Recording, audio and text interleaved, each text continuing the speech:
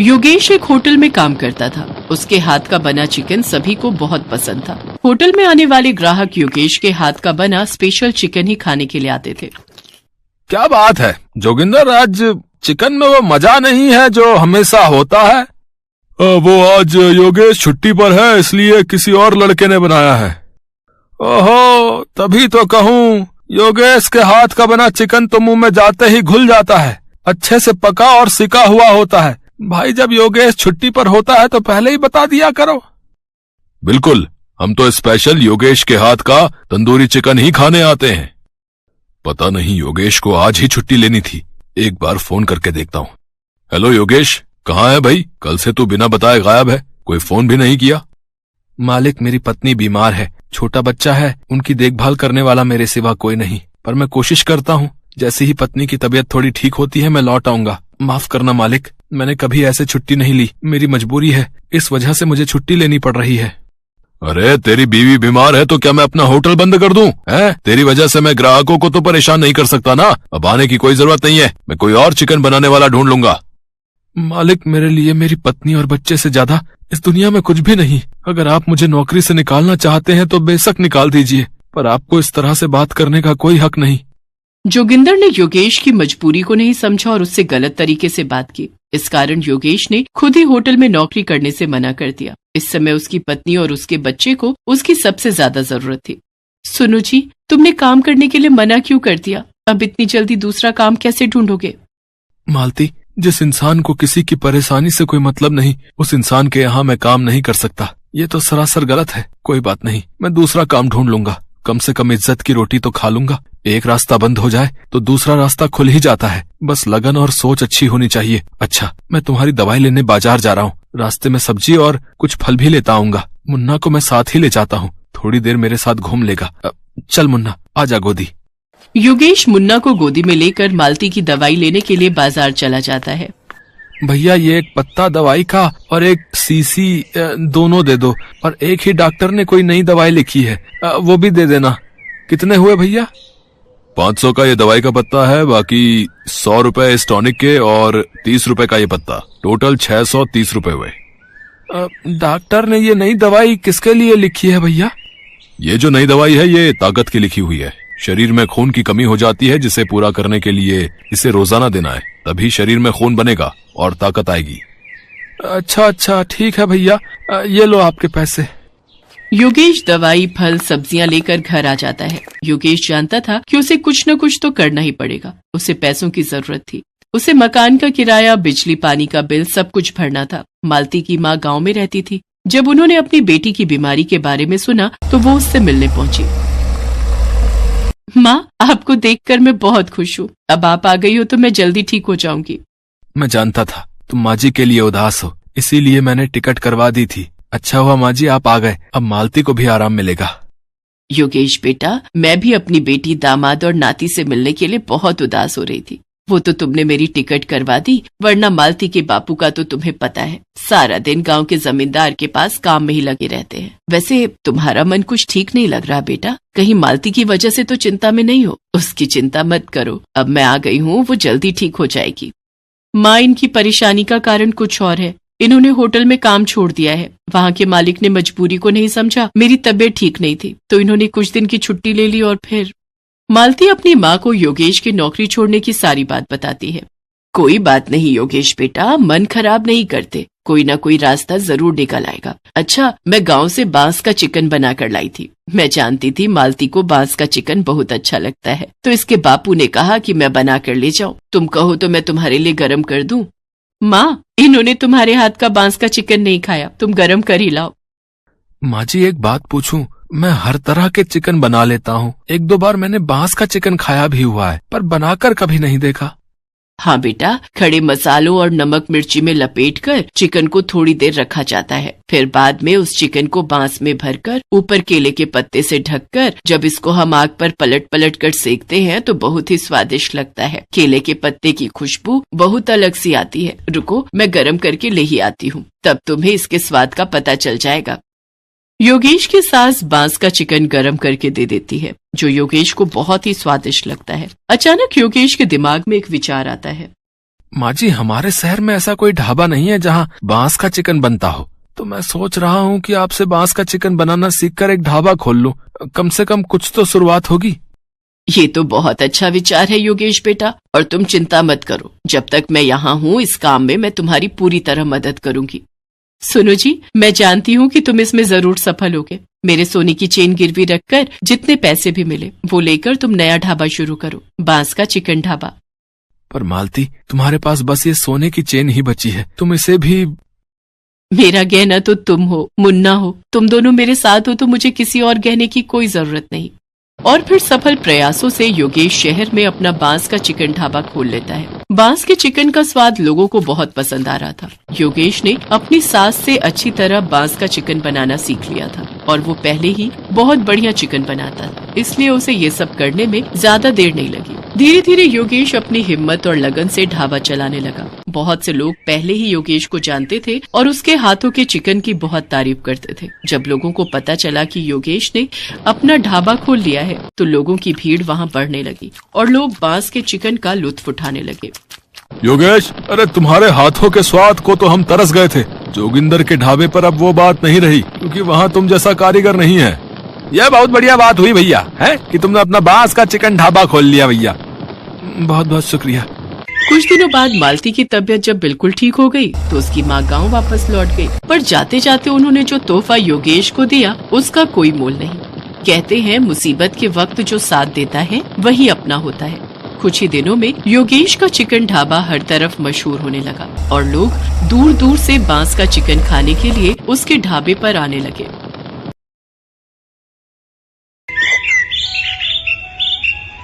छोटू, चल बेटा जरा जल्दी कर, वो 5 नंबर वाले टेबल पर कस्टमर बहुत देर से खाने का इंतजार कर रहा है और बाहर भी लाइन बढ़ती जा रही है। इतना लेट करेंगे तो सब बगल वाले होटल में चले जाएंगे। बस मालिक, 5 नंबर वाले का ऑर्डर तैयार है और यहाँ कुछ टेबल भी बस खाली होने वाली हैं, तो बाहर वाले कस्टमर्स अब अंदर आ सकते हैं।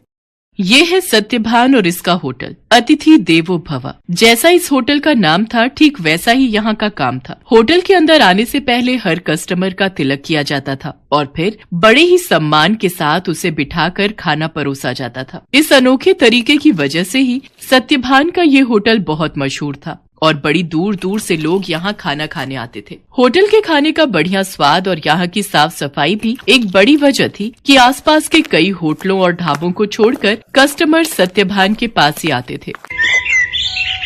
सर, मेरा नाम रमन है, मैं पब्लिक टाइम्स अखबार से आया हूँ, मुझे आपका इंटरव्यू करना है।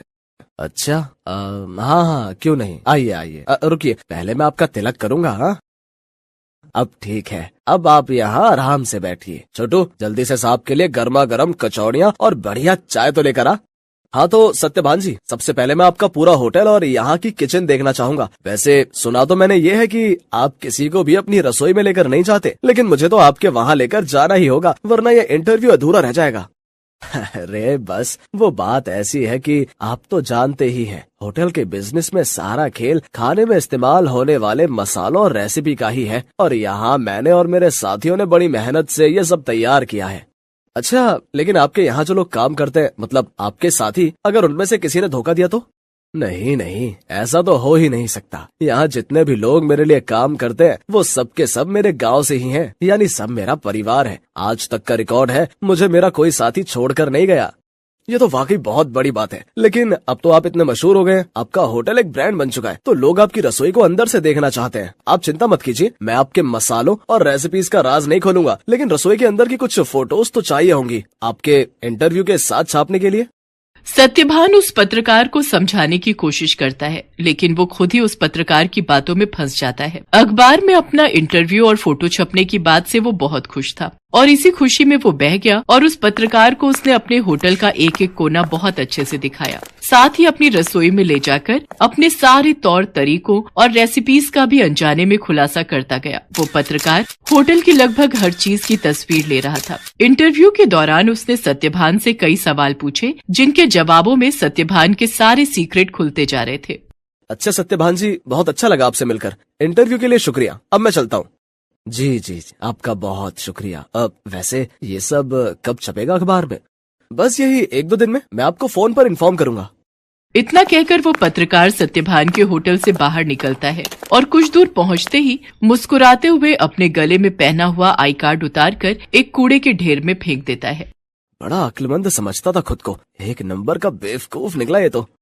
असल में ये आदमी कोई पत्रकार था ही नहीं, पास ही मौजूद एक दूसरे होटल के मालिक का रिश्तेदार था, जो पत्रकार बनकर सत्यभान के सारे सीक्रेट जानने के लिए उसके पास गया था। ये आदमी अपने मकसद में पूरी तरह से कामयाब हो चुका था। इधर सत्यभान रोज सुबह के अखबार में अपने इंटरव्यू के छपने का इंतजार कर रहा था। जा छोटू, देख तो अखबार आ गया होगा। अब तो पूरे 4 दिन हो लिए, आज तो पक्का अपनी फोटो छपी होगी। छोटू फौरन उस दिन का अखबार लेकर आता है, लेकिन बीते दिनों की तरह उसमें भी सत्यभान और उसके होटल का जिक्र तक नहीं था। ये देखकर सत्यभान उदास हो जाता है। ऐसा कई दिनों तक होता रहा। फिर सत्यभान ने उम्मीद ही छोड़ दी और ये सब कुछ भुला दिया। फिर एक दिन अचानक सत्यभान के होटल में रेड पड़ जाती है। फूड इंस्पेक्टर अपने कुछ आदमियों के साथ सत्यभान के होटल पहुंचते हैं और वहां मौजूद हर चीज की जांच करने लगते हैं। देखिए, हमें आपके होटल के खिलाफ शिकायत मिली है कि आप खाने में नकली सामान का इस्तेमाल करते हैं। ये कैसी बातें कर रहे हैं आप? सालों से मैं इस होटल को चला रहा हूँ, वो भी पूरी ईमानदारी से। अगर ऐसा है तो हमें यहाँ की तलाशी लेने दीजिए। चलिए हटिए यहाँ से। पूरी टीम होटल का कोना कोना छानने लगती है। तभी उन्हें किचन के पास एक छोटा सा दरवाजा दिखता है। फूड इंस्पेक्टर खुद इस दरवाजे को खोलकर अंदर जाते हैं तो उन्हें काफी मात्रा में नकली घी, तेल, नकली मसाले जैसी कई चीजें मिलती हैं। तो ये है तुम्हारी ईमानदारी का सबूत? हाँ, शर्म आनी चाहिए तुम्हें। सत्यभान को कुछ समझ ही नहीं आ रहा था कि आखिर उसके साथ हुआ क्या। खाद्य विभाग की टीम सत्यभान के होटल को सील कर देती है। साथ ही सत्यभान को जेल भेज दिया जाता है। एक ही पल में सत्यभान का सब कुछ बर्बाद हो गया था। उसका परिवार सड़क पर आ गया था। सत्यभान खुद को बेगुनाह साबित नहीं कर सका और उसका सब कुछ जुर्माने की रकम अदा करने में चला जाता है। उसके गांव के लोग जो उसके लिए काम किया करते थे, वो भी उसका साथ छोड़कर गांव वापस चले जाते हैं, सिवाय छोटू के। चलो, तुम्हारी जमानत हो गई है। जमानत की बात सुनकर सत्यभान चौंक जाता है। वो बाहर आकर देखता है तो एक वकील के साथ खड़ा छोटू उसका इंतजार कर रहा था। छोटू, तूने ये सब कैसे किया बेटा? तेरे पास इतने पैसे कहाँ से आए? मैं तो बिन माँ बाप का एक लावारिस था मालिक। आपने मुझे सहारा दिया था तो मैं आपको इस हाल में अकेला कैसे छोड़ देता? आपको याद है, मैं हर महीने की तनख्वाह से कुछ पैसे जोड़ता था अपनी आगे की पढ़ाई के लिए। बस वही आज काम आ गए।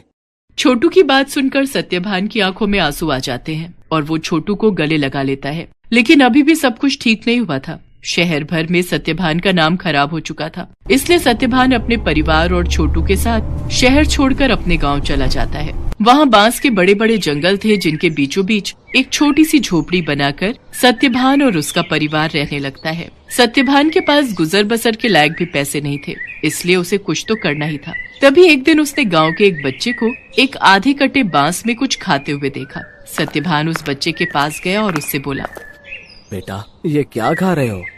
ये हरे बांस का अचार है और ये रोटी है। ये बर्तन, ये भी बांस से बना है। वो यहाँ गांव में बांस ही सबसे ज्यादा उगता है ना, तो हम लोग इसी का ज्यादा से ज्यादा इस्तेमाल करते हैं। उस बच्चे की बात सुनकर जैसे सत्यभान के दिमाग के घोड़े दौड़ने लगे। उसने फौरन छोटू को अपने पास बुलाया और उसे कुछ समझाने लगा। फिर अगले दिन तड़के सुबह ही वो छोटू के साथ बांस के जंगल में गया और ढेर सारी बांस की लकड़ियां काट कर ले आया। सत्यभान और छोटू दिन रात लगे रहे और देखते ही देखते उन दोनों ने सिर्फ बांस की मदद से पूरा का पूरा होटल बनाकर तैयार कर लिया, जहां दीवारें भी बांस की थीं और सारे बर्तन भी। अब सवाल ये था कि इस होटल में पकेगा क्या? मालिक, आप चिंता मत कीजिए, हमें जाकर सब लोगों से बात करनी चाहिए जो शहर में अपने साथ काम करते थे। मुझे विश्वास है कि वो सब हमारा साथ जरूर देंगे। छोटू की बात मानकर सत्यभान अपने गांव के लोगों से बात करता है। धीरे धीरे गांव के कई लोग उसकी मदद के लिए आगे आते हैं। कई लोग उसे मुफ्त में राशन देते हैं, जिसके साथ हरे बांस का इस्तेमाल करके सत्यभान और छोटू होटल के लिए खाना बनाते हैं। और इस तरह एक बार फिर सत्यभान का होटल चल पड़ता है। लेकिन हालात अब पहले से बहुत अलग थे। कई दिनों तक सत्यभान के होटल में एक भी ग्राहक नहीं आता।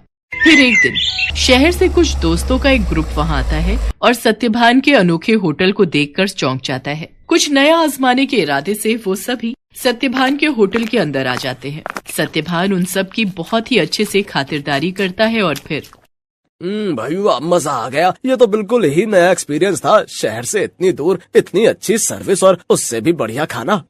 सच में बहुत अच्छा लगा यहाँ आकर। और सबसे बड़ी बात, मुझे तो पता ही नहीं था कि बांस को भी खा सकते हैं, वो भी इतने अलग अलग रेसिपीज में। सत्यभान के खाने और अलग किस्म के होटल की तारीफ वो सभी दोस्त अपने दूसरे दोस्तों से जाकर करते हैं, जिसके चलते और भी लोग खास तौर पर सत्यभान के होटल में खाना खाने वहाँ पर आते हैं। सत्यभान की सर्विस और खाना बहुत जल्दी अपना पहचान बना रहा था। लोग शहर के हाई फाई होटल छोड़कर सत्यभान के पास गांव में आ रहे थे। धीरे धीरे सत्यभान की गाड़ी पटरी पर आने लगती है और उसके पुराने साथी जो गांव में ही थे वो भी उसके पास काम पर लौट आते हैं। मालिक, भगवान की दया से अब सब ठीक हो रहा है, लेकिन अब तक ये समझ नहीं आया कि आखिर वो सब नकली सामान उस दिन अपने होटल में आया कहाँ से। ये पहेली तो सच में सुलझानी ही होगी छोटू। मुझे लगता है मुझे कुछ करना चाहिए। सत्यभान के पास अब इतने पैसे जमा हो चुके थे कि वो अपने खिलाफ रची गई साजिश की जांच करवा सकता था। वो अपने केस को रीओपन करवाता है और एक प्राइवेट डिटेक्टिव की मदद से सारा सच बाहर निकलवाता है। असल में रमन जो सत्यभान के पास पत्रकार बनकर आया था, ये सब उसके और उसके रिश्तेदार की सांठगांठ थी, जो सत्यभान के पुराने होटल के पास ही अपना होटल चलाता था। साथ ही सत्यभान की तरक्की से जलता भी था। रमन के द्वारा जुटाई गई जानकारी की मदद से ही वो सारा नकली सामान रातों रात चुपके से सत्यभान के होटल के अंदर पहुंचाया गया था। प्राइवेट डिटेक्टिव ने सारे जरूरी सबूत जुटा लिए थे, जिनकी मदद से दूध का दूध और पानी का पानी हो गया। दोषियों को सजा मिली और सत्यभान को उसकी खोई हुई इज्जत। शहर में मौजूद सत्यभान की सारी संपत्ति उसे वापस मिल जाती है, जहां सत्यभान फिर से अपना होटल शुरू करता है, लेकिन बिल्कुल नई थीम, नए तौर तरीकों और नई रेसिपीज के साथ।